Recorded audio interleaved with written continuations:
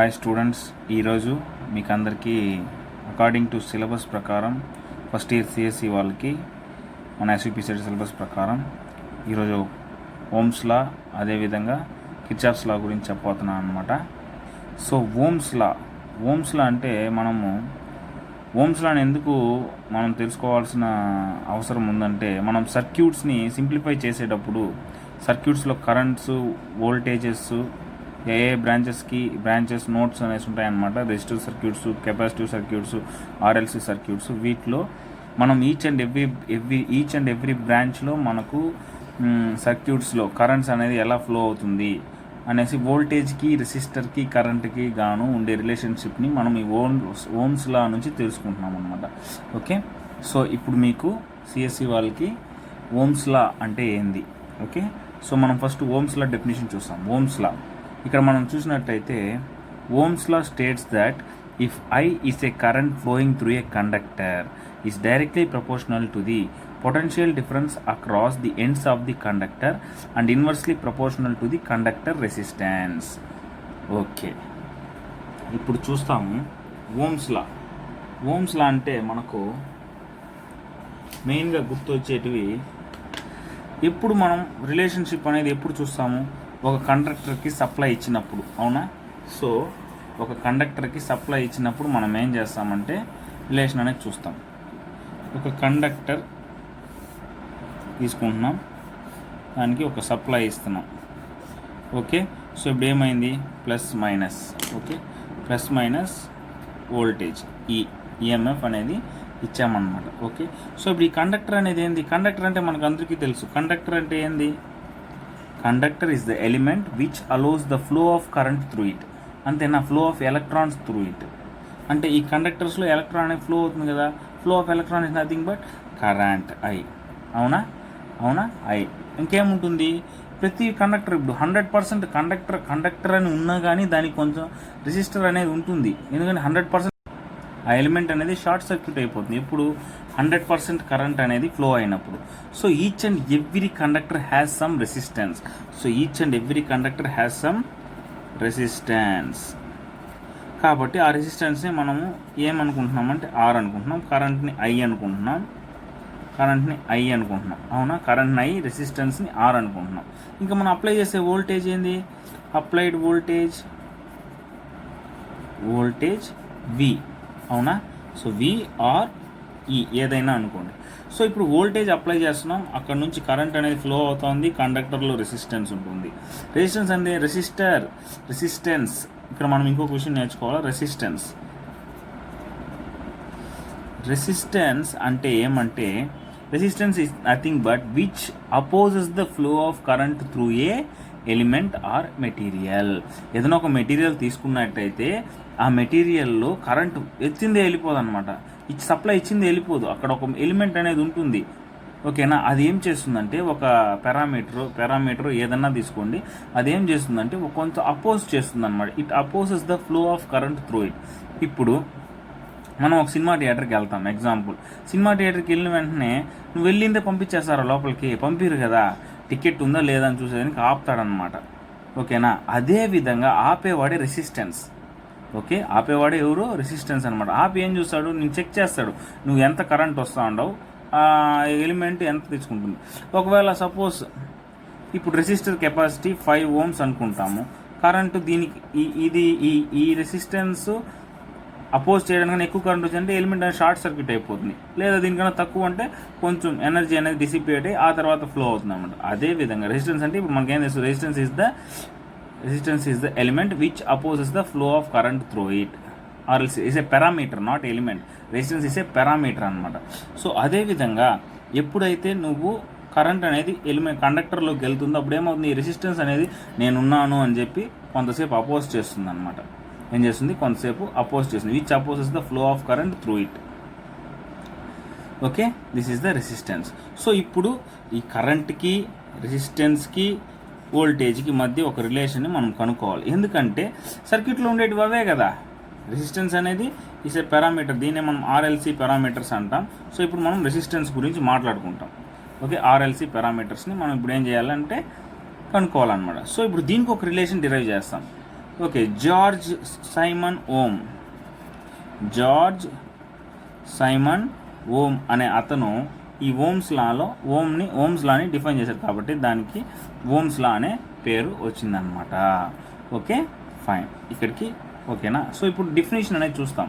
అతను ఓమ్స్ లాలో అతను ఏం చెప్పాడు అనేది చూస్తాం. Ohm's law states that if I is a current flowing through a conductor is directly proportional to the potential difference across the ends. అంటే ఏంది ఇక్కడ పొటెన్షియల్ డిఫరెన్స్? మనం ERV ఇచ్చాం కదా. సో ఈ పొటెన్షియల్ డిఫరెన్స్కి ఎలా ఉంటుందంట? I directly proportional.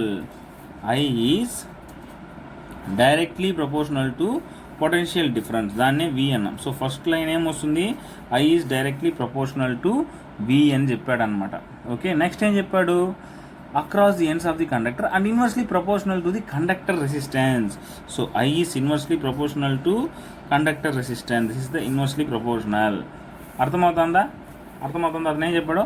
Ohm's law states that if I is a current flowing through a conductor is directly proportional to the potential difference across the ends of the conductor and inversely proportional to the conductor resistance. అర్థమవుతుందా? What he say? You clearly observed that? He states that if I is a current, I అనేది ఒక current అయినప్పుడు flowing through a conductor లోపల current అనేది flow అయినప్పుడు ఏమవుతుంది? అతను flow అయ్యే కరెంట్ వచ్చి దేనికి ప్రపోర్షనల్గా ఉంటుందన్నమాట? I ప్రపోర్షనల్ కాన్స్టెంట్ అంటే మీకు అందరికి తెలుసు కదా, ప్రపోర్షనాలిటీ కాన్స్టెంట్.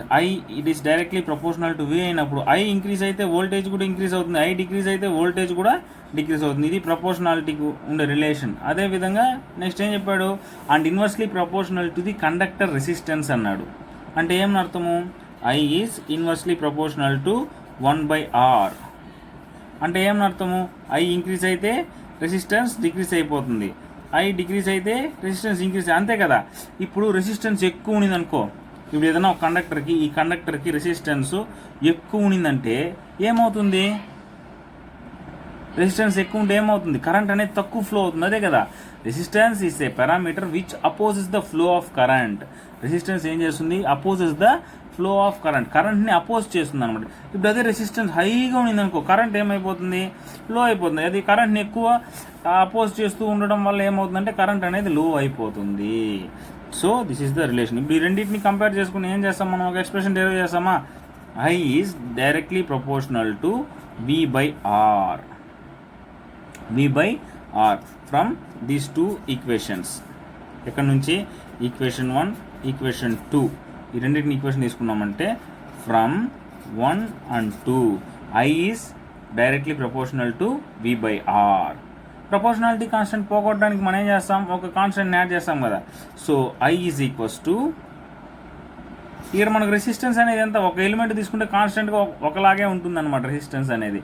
సో V/R కాబట్టి V/R, R ఈజ్ కాన్స్టెంట్. అప్పుడు ఏమవుతుంది? V is equals to IR. This is the Ohm's law relation. V is equals to IR. So Ohm's law నుంచి మనం ఏం కనుక్కున్నామంటే V is equals to IR, where I is the current flowing through the conductor and R is the resistance of the conductor in which current is flowing through it. V is the applied voltage across the conductor or potential difference across the conductor. ఓకేనా? అర్థమైందా? This is nothing but Ohm's law. Okay, కాబట్టి అందరూ Ohm's లా నేర్చుకున్నారా? ఇప్పుడు ఈ Ohm's law నేర్చుకున్న తర్వాత next ఫర్దర్గా మనం కిర్చాఫ్స్ లా అనేది నేర్చుకుంటాం అనమాట. ఓకే, కిర్చాఫ్స్ లా అనేది నేర్చుకుంటాం. ఇప్పుడు అందరికి అర్థమైంది కదా ఓమ్స్ లా. 100% కరెంట్ ఫ్లో అయినప్పుడు ఏమవుతుంది? కరెంట్ అనేది. ఓకే, ఇప్పుడు ఓమ్స్ లాలో ఒక ప్రాబ్లం అనేది నేర్చుకుంటాం. ఏంది? సో ఈ ప్రాబ్లం చూసినట్టయితే అందరూ రాసుకోండి.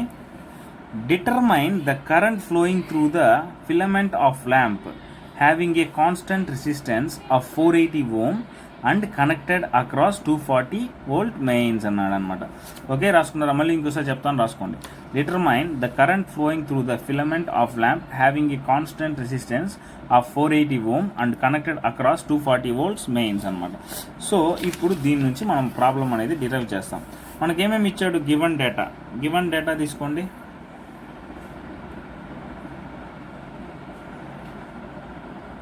గివన్ డేటా తీసుకుంటే పొటెన్షియల్ డిఫరెన్స్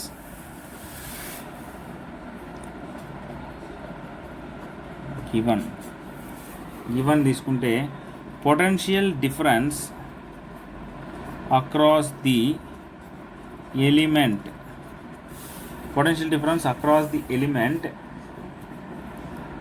ఫిలమెంట్ ఎంత ఇచ్చినాడు పొటెన్షియల్ డిఫరెన్స్ 240 వోల్ట్స్ మెయిన్స్ అనమాట. అదేవిధంగా రెసిస్టెన్స్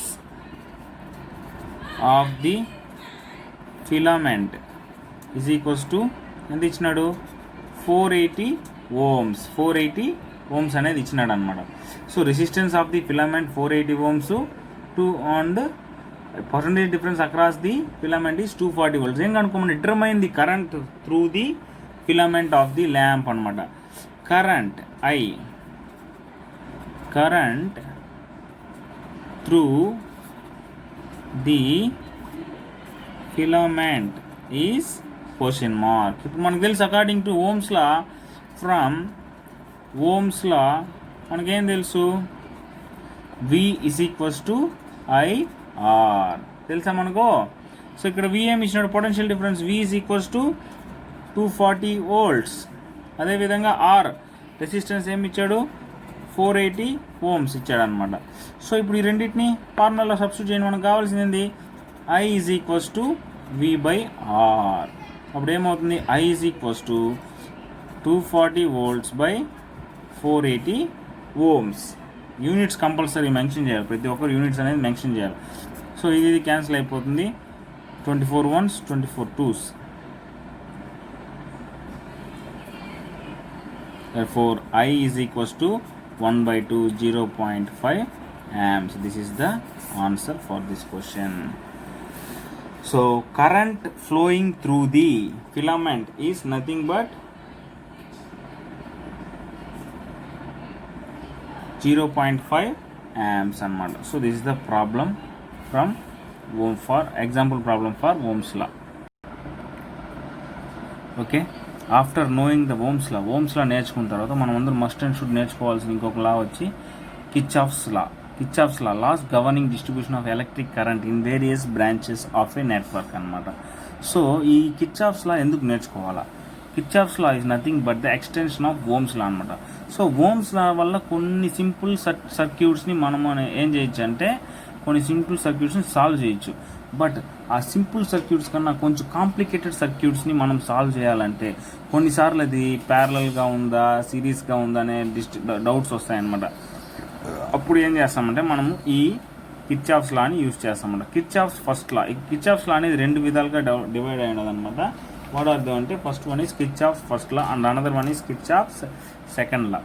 ఓకేనా, ఫస్ట్ వన్ ఏంది Kirchhoff's first law, Kirchhoff's second law. So ఈ కిర్చాఫ్స్ ఫస్ట్ లానే మనం ఏమంటున్నాం కరెంట్ లా, KCL అంటున్నాం. Kirchhoff's current law or point law. ఓకేనా, KCL అంటే Kirchhoff's first law. Kirchhoff's second law is nothing but voltage law, KVL or mesh law.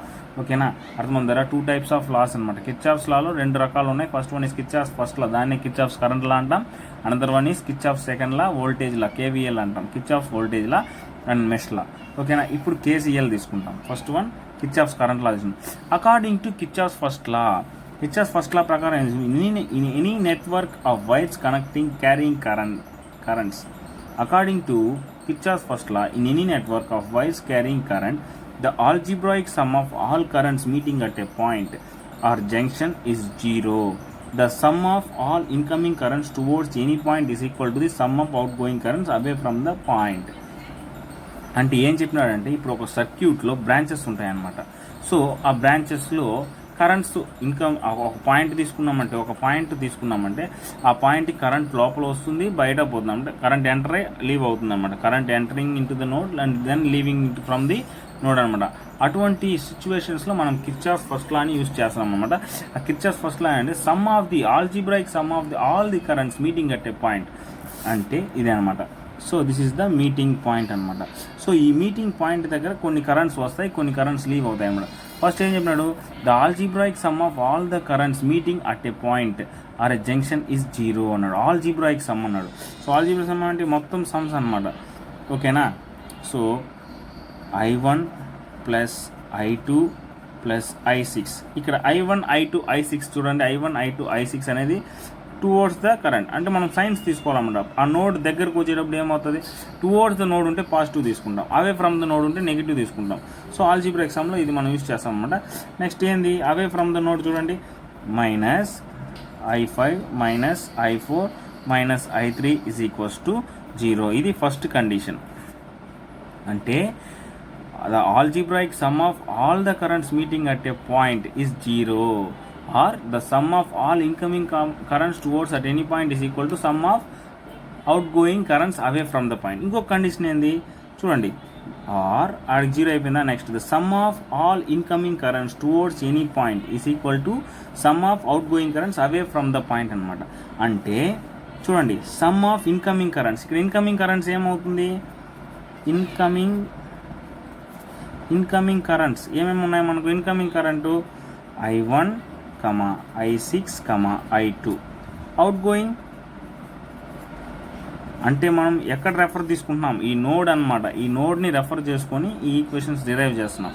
So out coming currents ఏమేమి ఉన్నాయి చూడండి, అంటే నోడ్ నుంచి బయట వచ్చేటివి. సారీ ఇక్కడ I5 కూడా మనకి ఇన్కమింగ్ కరెంటే అనమాట, ప్లస్ I5 కూడా మనకి ఇన్కమింగ్ కరెంట్. ఓకే, సో ఇప్పుడు చూడండి, అవుట్ గోయింగ్ ఏదైతే ఉంది I4 I3, అంతేనా.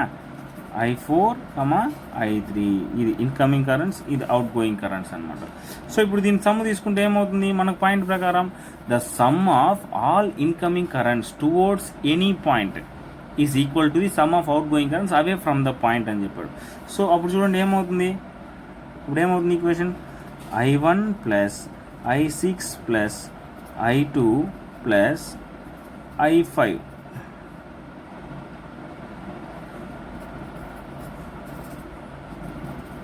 I5 ఈజ్ ఈక్వల్స్ టు ఏమేమి outgoing I4 plus I3. This is the second condition.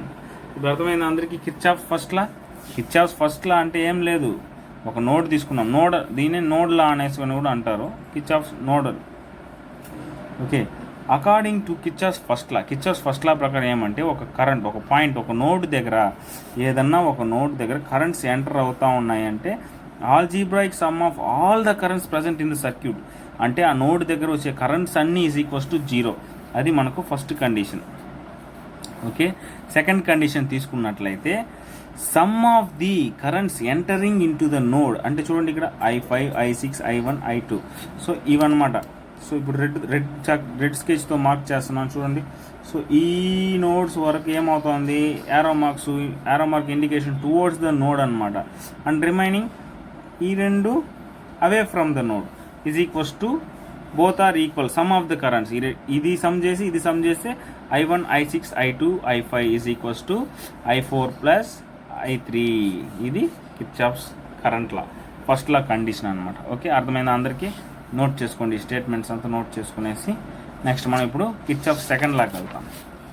చూడండి, కిర్చాఫ్స్ సెకండ్ లా ఇది అనమాట. Kirchhoff's second law, according to this law in any closed circuit or mesh, closed సర్క్యూట్ని ఎగ్జాంపుల్గా తీసుకున్నాడు. In any closed circuit or mesh the algebraic sum of EMFs acting in that circuit or is equal to the is equal to the algebraic sum of the products of currents and resistance of each part of the circuit అన్నాడు అనమాట. Same అదే విధంగానే ఇప్పుడు EMF apply చేస్తున్నాం కదా, algebraic according to this law any closed circuit or mesh the algebraic sum of EMFs acting in that circuit is equal to the algebraic sum of the products of the current and resistance of each part of the circuit. So చూడండి, ఇక్కడ supply ఇండివిజువల్గా ఉండే current source ఏంది, E2 E1 అనమాట. So ఈ రెండు is equal to algebraic sum of the product of currents and resistance. So దీనివల్ల ఇక్కడ ఈ బ్రాంచ్లో కరెంట్ ఫ్లో అవుతుందా, ఈ బ్రాంచ్లో కరెంట్ ఫ్లో అవుతుందా, ఈ బ్రాంచ్లో కరెంట్ ఫ్లో అవుతుందా, ఈ విధంగా మనము చూస్తాం. ఇప్పుడు దీనికి కిర్చాఫ్స్ వోల్టేజ్లో ఏం చెప్తుందంటే చూడండి, ఫస్ట్ ఫ్రమ్ మ్యాష్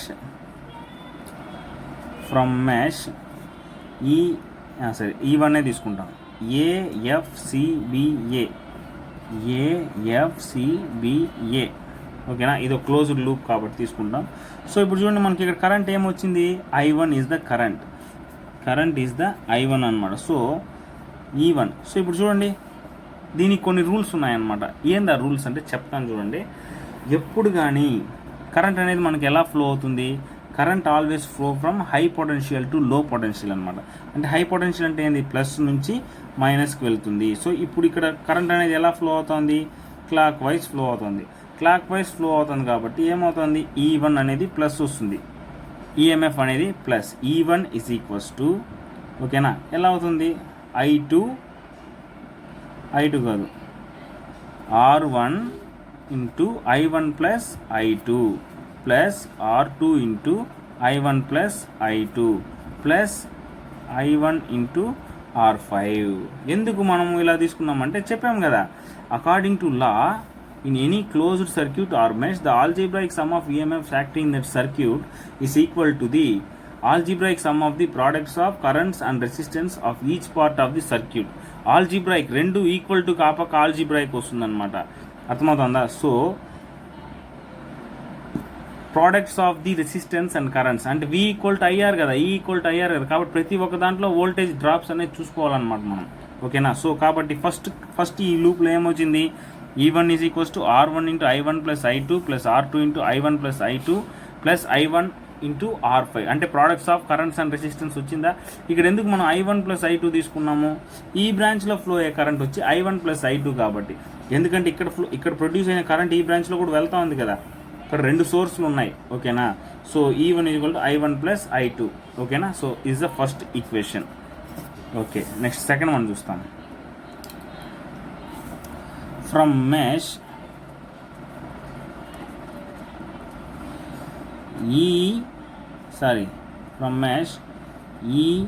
EDCFE. ఇప్పుడు ఈ మెష్లో చూస్తాం. ఇప్పుడు మనం చూడబోయే మెష్ ఏంటంటే ఇదన్నమాట, ఈ లూప్లో చూస్తాం. సో ఇక్కడ వాట్ ఈస్ ద చూడండి, కరెంట్ డైరెక్షన్ చూడండి ఎలా ఉంది. Current direction is always flow from positive to negative. ఇక్కడ కూడా పాజిటివ్ టు నెగిటివ్, బట్ ఇక్కడ డైరెక్షన్ ఎలా ఉంది, క్లాక్ వైజ్ డైరెక్షన్ కాబట్టి ఈవెన్ పాజిటివ్ తీసుకున్నాం. ఇక్కడ ఎలా ఉంది, యాంటీ క్లాక్ వైజ్ డైరెక్షన్. అంటే చూడండి ఎలా వస్తుంది, పాజిటివ్ టు ఇప్పుడు కరెంట్ అనేది హై పొటెన్షియల్ టు లో పొటెన్షియల్ ఫ్లో అయ్యేటప్పుడు ప్లస్ నుంచి మైనస్కే కదా ఫ్లో అవుతా ఉంది, అవునా? సో కాబట్టి ఏమొచ్చింది, minus E2 is equals to minus ఏంది, what is the current flowing here, I2 R3 minus I2 R4 minus R1 into I1 plus I2 minus R2 into I1 plus I2. This is the second equation for the loop అనమాట. ఎందుకంటే ఇక్కడ మనకి ఎందుకు అన్ని మైనస్లు వచ్చాయంటే ఇక్కడ మనకు కరెంట్ అనేది యాంటీ క్లాక్ వైజ్ డైరెక్షన్లో కరెంట్ ఫ్లో అవుతుంది. అంటే హై పొటెన్షియల్ టు లో పొటెన్షియల్ తీసుకున్నప్పుడు ఏమవుతుంది, ఇక్కడ రివర్స్ అయిపోయింది అనమాట అన్నీ. ఓకే, అర్థమవుతుందా? చూడండి, suppose for example plus minus plus minus plus minus plus minus. ఎప్పుడైతే కరెంట్ ప్లస్లో ఎంటర్ అవుతుందో అన్నీ మైనస్ అయిపోతుంది రెసిస్టర్కి, ఎప్పుడైతే నెగిటివ్లో ఎంటర్ అవుతుందో అప్పుడు మైనస్ అయిపోతుంది. కాబట్టి is for second condition. And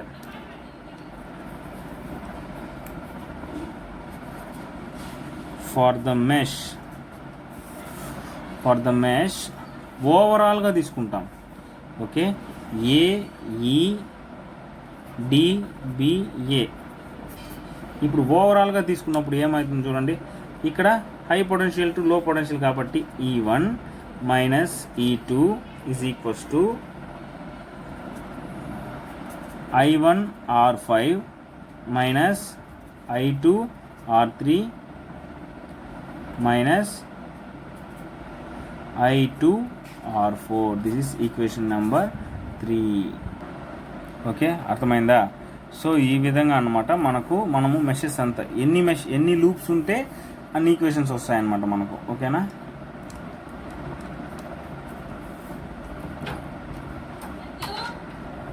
so అందరికీ అర్థమైంది అనుకుంటాను. ఇది కిర్చాఫ్స్ వోల్టేజ్. ఇప్పుడు దీని మీద ఒక ప్రాబ్లం చేస్తాము. ప్రాబ్లం చేసి మనం ఇంకా క్లియర్గా అర్థమవుతుంది అనమాట ప్రాబ్లం చేస్తే. ఓకే, ప్రాబ్లం అందరూ నోట్ చేసుకోండి. So everyone note the problem. చూడండి, is the problem. State Kirchhoff's law and find the current flowing through each branch state the Kirchhoff's law and find the current flowing through each branch in the circuit shown in the figure.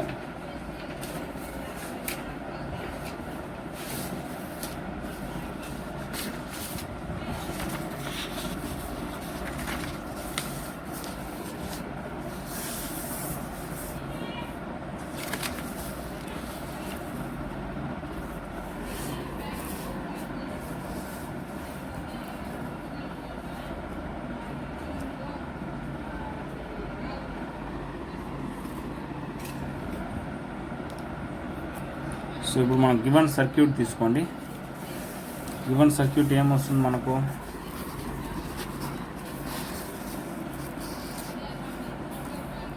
So this is the given, okay, this is the given circuit అనమాట. ఈ సర్క్యూట్లో తీసుకుంటే ఇప్పుడు మనకి ఏముంది, ఒక 10 volts ఉందన్నమాట. But ఇక్కడ మనం చూసినట్టయితే మనకి ఇక్కడ నోడ్స్ ఎన్ని ఉన్నాయి, ఒక నోడ్ ఉందన్నమాట. That is the B. Current అనేది ఈ బి దగ్గర డివైడ్ అవుతుంది కాబట్టి ఫస్ట్ ఏం చేస్తామంటే apply KCL at node B. Okay, KCL at node B apply చేస్తాం. చూడండి ఎన్ని కరెంట్స్, ఇప్పుడు ఇక్కడ సోర్స్ ఉంది కదా, ఈ సోర్స్ నుంచి ఒక కరెంట్ ఫ్లో అవుతుంది I దగ్గరికి. సో ఎంటరింగ్ ఈ నోడ్ దగ్గర ఎంటర్ అయ్యేది ఏంది, I is equals to sum of the currents entering in to the node is equals to sum of the currents leaving from the same node. So I దగ్గర current enter అవుతా ఉంది అంటే ఇక్కడ మనకి ఎన్ని కరెంట్స్ లీవ్ అవుతుంది, 2 currents I1 I2. So I1 plus I2, take it as equation number 1. ఓకేనా. ఇప్పుడు నెక్స్ట్ ఏం చేస్తాం, మనకు లూప్స్ ఉంది కాబట్టి apply KVL. Apply KVL for the mesh. ఇది ABEF. ఏ ఎప్పుడు కానీ క్లోజ్డ్ లూప్ తీసుకోవాలన్నమాట, ABEFA. ఓకే, ఇప్పుడు చూస్తాం. ఇప్పుడు చూడండి, always current flows from high potential to లో పొటెన్షియల్ అనమాట. అప్పుడు లూప్ ఎలా వస్తుంది, మనకి ఇలా వస్తుంది అనమాట. సో ఇక్కడ మనకు సోర్స్ లేకపోయినా దీనికి కూడా దీని రెఫరెన్స్ పెట్టి లూప్ తీసుకునేయండి. సో ఇప్పుడు క్లాక్ వైజ్ డైరెక్షన్ వస్తూ ఉందన్నమాట. సో క్లాక్ వైజ్ డైరెక్షన్ వస్తే ఏం చెప్పాము, positive 10 volts is equals to current మనకు 2I ప్లస్ ఇంకేముంది మనకు ఇక్కడ 4 ఉందన్నమాట. 4 ఇక్కడ కూడా అయ్యే కదా ఫ్లో అయ్యేదే, 4I1. ఎందుకంటే ఈ బ్రాంచ్లో ఫ్లో అయ్యే కరెంట్ I1 కాబట్టి 4I1. Take it as equation number 2 and apply KVL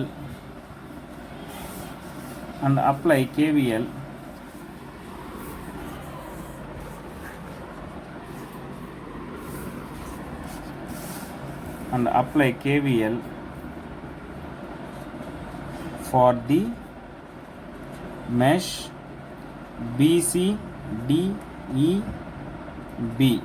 okay, so ఇక్కడ మనం సర్క్యూట్ ఒకసారి గీసుకునేస్తే మనకు బెస్ట్గా అనుకుంటున్నాం. సరే ఉంది, మనం క్వశ్చన్ పేపర్ పెట్టుకుంటాం.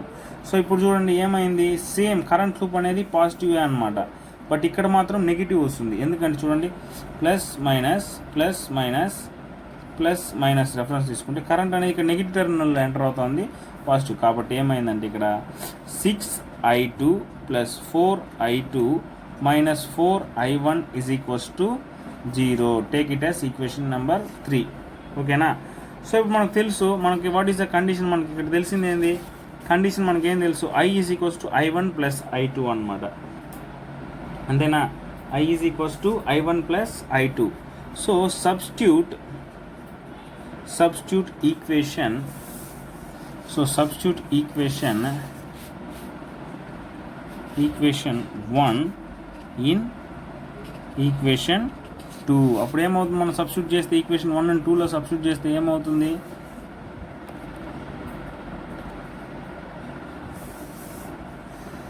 చూడండి అప్పుడు ఏమవుతుంది ఈక్వేషన్ చూడండి, మనకు 1 అంటే ఏంది, I is equals to I1 plus I2.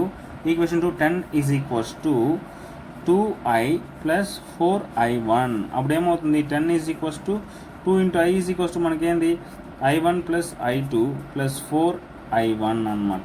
So ఇప్పుడు దీన్ని సాల్వ్ చేయండి, ఏమొస్తుంది, 2I1 plus 2I2 plus 4I1 is equals to 10. అంతేనా.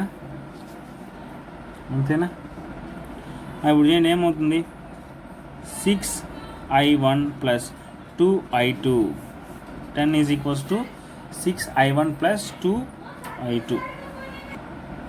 Okay, 6i1 plus 2i2 అన్నమాట. So take it as equation number 4. ఇప్పుడు ఏం చేస్తున్నావు, ఫ్రమ్ దీని నుంచి ఏం చేస్తున్నావు, solve equation 3, solve equation 2, equation 3 and equation 4. అప్పుడు ఏమవుతుంది చూడండి, 6i2 plus 4i2 minus 4i1 is equals to 0 అని మనం ఏంగా రాసుకోవచ్చు, ఈ రెండు కామన్ టర్మ్సే కదా. So 10i2 minus 4i1 is equals to 0 రాసుకోవచ్చు, అంతేనా. Take it as equation 5. ఇప్పుడు solving by equation 5 and equation 4 తీసుకుంటే ఏమవుతుంది చూడండి, 6i1 plus 2i2 is equals to 10. 10i2 minus 4i1 is equals to 0. Multiplying above equation with 5, ఎందుకంటే 5తో చేసామంటే 2i2 10i2 cancel అయిపోతుంది కాబట్టి. సో అప్పుడు చెప్పండి ఏమవుతుంది, 30i1 plus 10i2 is equals to 50. Next minus 4i1 plus 10i2 is equals to 0. ఇప్పుడు both science same అయిపోయింది కాబట్టి మనం ఏం చేస్తున్నాము, మైనస్ ఇక్కడ ప్లస్, అంతే కదా.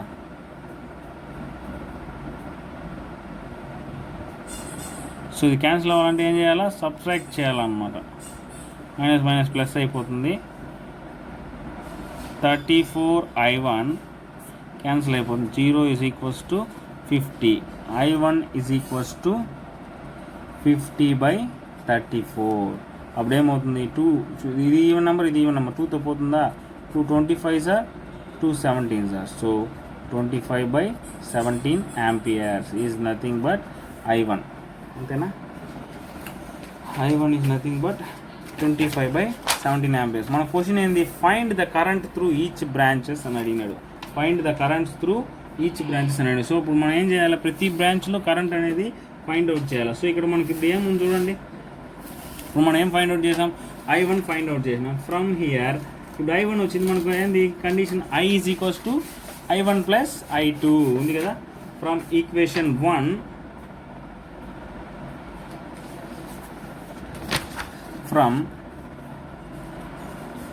From equation 1 i is equals to i1 plus i2. So ఇప్పుడు మనం ఏం కనుక్కున్నాము, i1 కనుక్కున్నాం అనమాట. సో ఇప్పుడు i2 కనుక్కోద్దా, i2 కనుక్కోవాలంటే ఏం చేయాలా, substitute i1 value in equation 4. Substitute i1 in equation 4. అప్పుడు ఏమవుతుంది, ఈక్వేషన్ 4 మనకి ఏమవుతుంది చూడండి నాన్న, చూడండి ఒకసారి. ఈక్వేషన్ 4 మనకి ఏమొచ్చింది ఇక్కడ, 10 is equals to 6i plus 2i2. 10 is equals to 6i plus 2i2. అది రాసుకోండి ఇక్కడ, 10 is equals to 6i2, 6i1 plus 6i1 plus 2i2. ఇప్పుడు మనం ఏం కనుక్కున్నాం, ఇక్కడ నుంచి i1 కనుక్కున్నాం, అంతేనా. i1 కనుక్కున్నాం, i1 equal to 25/17. Substitute చేయండి ఇక్కడ, 10 is equals to 25/17 into 6 plus 2i2, అంతేనా. సో మనకు కావాల్సింది ఏంటి, ఇక్కడ i2 వాల్యూ కావాలన్నమాట. అప్పుడు ఏమవుతుంది చూడండి, సాల్వ్ చేయండి.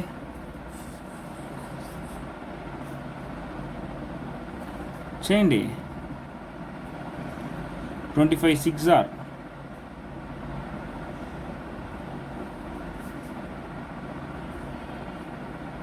25 into 6 plus 17 2s are anta 34i2 is equals to 170. అంతేనా. 25 6 are anta 6 5s are 30, 6 2s are 12, 150. So 170 is equals to 150 plus 34i2, అంతేనా. సో ఇప్పుడు 150 అప్పుడు పంపించేయండి, ఏమవుతుంది, 34i2 is equals to 20. i2 is equals to 20/34. 2 10s are 2 17s are. So 10/17 amps is the I2 value. I2 is equals to 10/17 amps. So ఇప్పుడు ఓవరాల్గా మనం ఏం కనుక్కోవచ్చు, ఐ కనుక్కోవాలా, ఐ కనుక్కోవచ్చా from this expression you have to find I, అంతేనా. So ఇప్పుడు మనకు I1 తెలుసు, I2 తెలుసు. From substitute I1 and I2 in equation 1. I1 ఎంత వచ్చింది మనకు 25 I is equals to 25/17 plus 10/17. అప్పుడు ఏమవుతుంది, 17 తీసుకుంటే 25 + 10 that is equals to 35/17 amps. I is equals to 35/17 amps. This is the currents. అంటే ఏమేమి వచ్చాయి కరెంట్స్ ఇప్పుడు, I is equals to 35/17 amps, I1 is equals to 10/17 amps, I2 is equals to 25/17 amps అనేది వచ్చిందనమాట మనకు. మన క్వశ్చన్ ఏంది, determine the currents flowing through each branch అనమాట. So determine the currents flowing through each branch, అవునా, this is the question అనమాట. So ఇప్పుడు ఈ సర్క్యూట్ డయాగ్రామ్లో చూసినట్టయితే కరెంట్ త్రూ 2 ohms రెసిస్టర్ ఎంత, 2 ohms రెసిస్టర్లో ఫ్లో అయ్యే కరెంట్ ఎంత, I అనమాట. సో ఎంత I వాల్యూ 35/17 amps అనమాట. నెక్స్ట్ అదేవిధంగా 4 ohmsలో కరెంట్ త్రూ 4 ohms, దీంట్లో ఫ్లో అయ్యేది ఎంత I1 అనమాట. సో 10/17 amps అనమాట. ఈ రెండు సిరీస్ కదా, సిరీస్లో కరెంట్ అనేది సేమ్గా ఉంటుంది కాబట్టి current through 6 and 4 ohms is ఎంత I2 is equals to 25/17 amps. So this is the problem given example for both Kirchhoff's voltage law and Kirchhoff's current law. So మీ అందరికీ బాగా అర్థమైంది అనుకుంటాను.